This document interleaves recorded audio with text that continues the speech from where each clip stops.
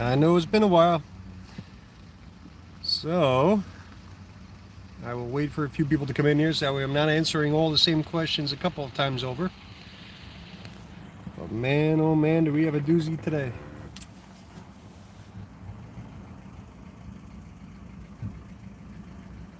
Dun, dun, dun, dun.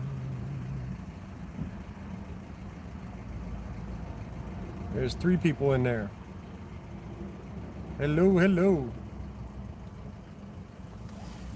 Yeah, I came out to this one here and I thought it was kind of worthwhile to just pop in here and say hello. So I got called in here, 98 Ford Exploder. Yeah, their complaint was that they put in a new computer and they wanted me to program it. So I started to. Except that there's no communication with the PCM. But I wanted to show you what I'm seeing in here. Besides the chewed up steering wheel,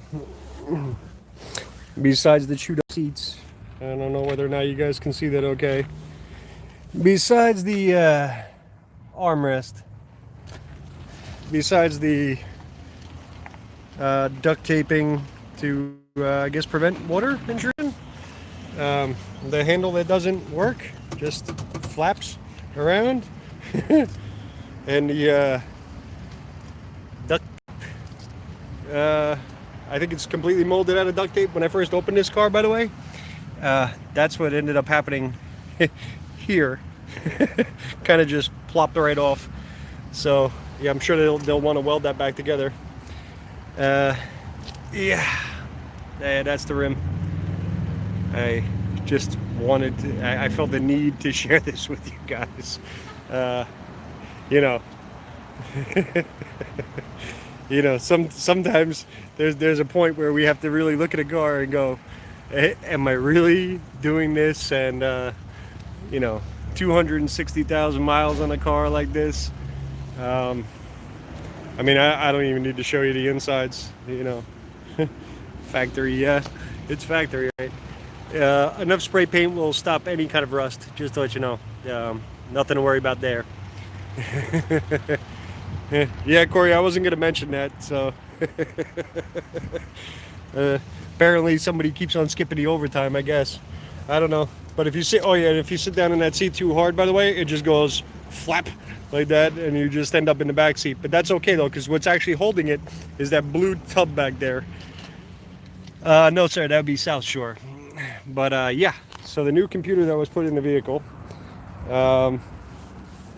Apparently they had a problem there. They're saying that the 5-volt reference had to do 12 volts on it. So I came in here to do that, but do you guys see what I see?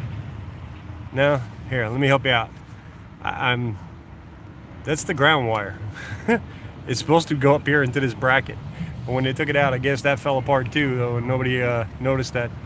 But yeah, so I don't know whether or not that's the actual case on this car or not. I don't know if that's what the end result is going to be here, me fixing a ground on this thing, but how do you get into a job like this? How did you not go over the car as a complete once-over and talk to the customer and say, hey, you know what? This may not be worth actually doing the full repair on. So I can see little pits out of that belt down there.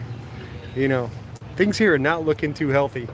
And I found a little jumper wire now, just laying here.